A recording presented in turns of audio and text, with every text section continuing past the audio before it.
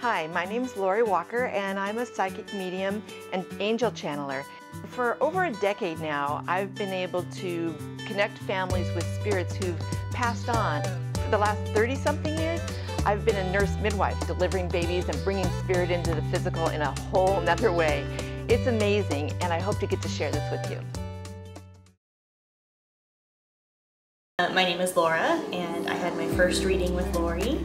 I had 2 separate people come through for me that I never would have expected, but the way that she individually picked out their different personalities, their mannerisms, and even the way that she takes on their voices, or the way that they would talk or speak, or just little things that clued you into exactly who they were, was just mind-blowing to me. It made you really feel like they were there with you. Woman coming forward, a sense of her personality gives me one of I wouldn't want to be left out, that feeling of wait a minute, I gotta get in here, a feeling of always wanted to be at the party, always wanted to be part of the action, and I'm feeling drawn over here. Would you understand this? I put all the kids in the car or the wagon or whatever it is, and I feel as though there's a whole bunch of kids in here, and we all go, it feels like a station wagon. And I don't feel like they're all my kids. I feel like there's more than my kids. There's just a whole boatload of these fellers. And it did feel to me as though we're all going somewhere special. Like, I don't know if it's a camp or camping, but I wanted to say almost like there felt like there was something special. Like we're all excited about where we're going. You understand that? And I want to say that all of the, I feel that there's all this crazy blah, blah, blah, blah in the back, you know, all the kids are back there. And I can handle it for a certain amount of time.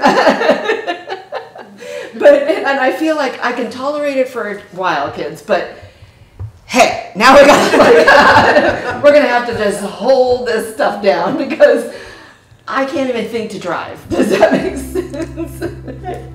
Aww. And she loves them to death. I mean, I love them. And I want them all in here. And I want us to have a good time. But I can only take so much. I am a human, you know. Because they get so loud, I feel like I can't hear myself think.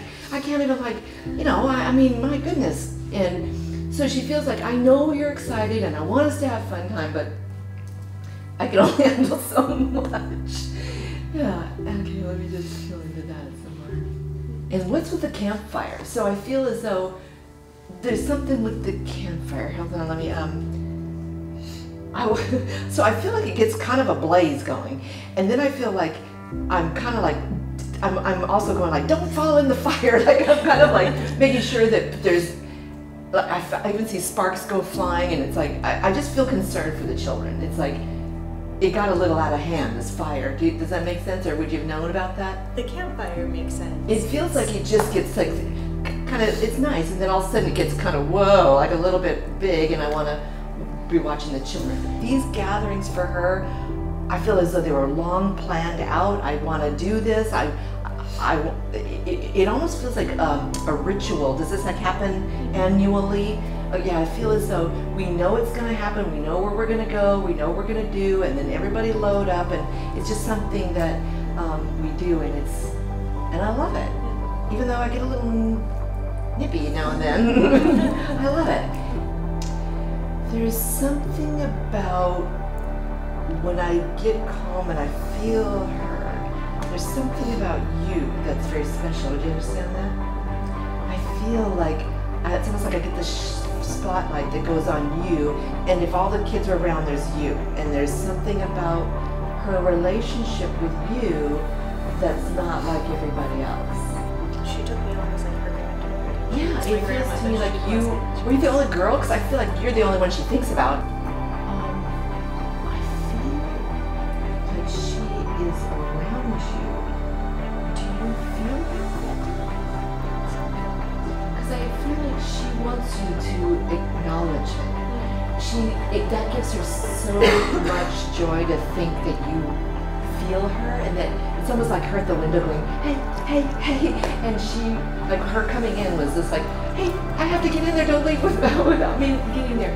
So she would really, and here comes the truth bombs, she really makes you feel that when you feel her, or when you stop and you think of her, like you just go, whoop, that's her going, hi, hi. And so she would love for you to just say, yeah, Grandma, I feel you, I love you.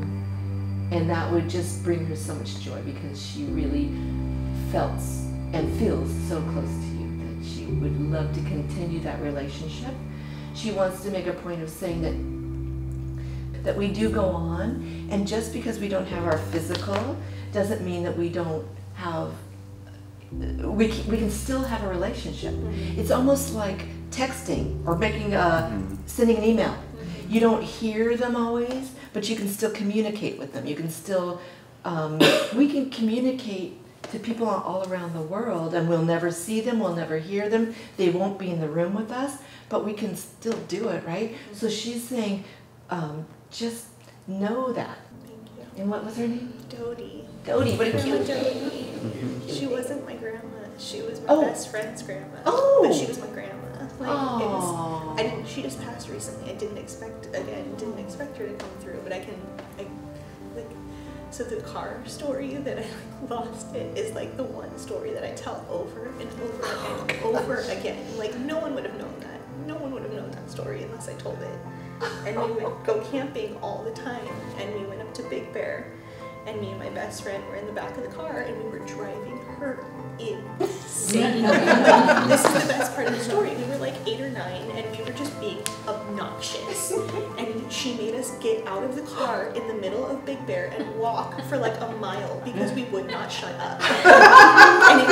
But to me, it's the greatest story in the whole world. Like, it makes me laugh. Like, I think it's hilarious. Like, that's a grandma thing to do. Like, shut up or get out of my car. And it was like, it's the best story. Like, no, you can't do that anymore. Like, no, you can hold off the CPS for that. Like, it's the greatest story. And that's mind-blowing to me. Oh, that's such a But it's the talking part of it. So I had sent her a lot of letters in the end, because she kind of stopped responding. She got very sick, but she didn't want us to know that she was very sick. And so I was sending her letters and pictures, and then at the very, very end, she wasn't responding back.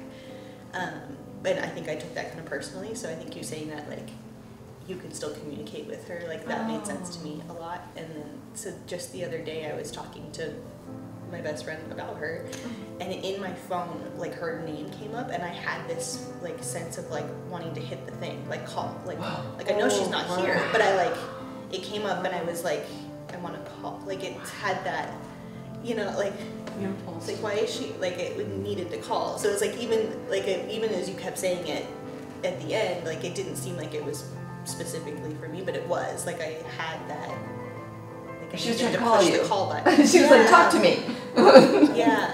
That's amazing. I didn't, That's so cool. Thank you.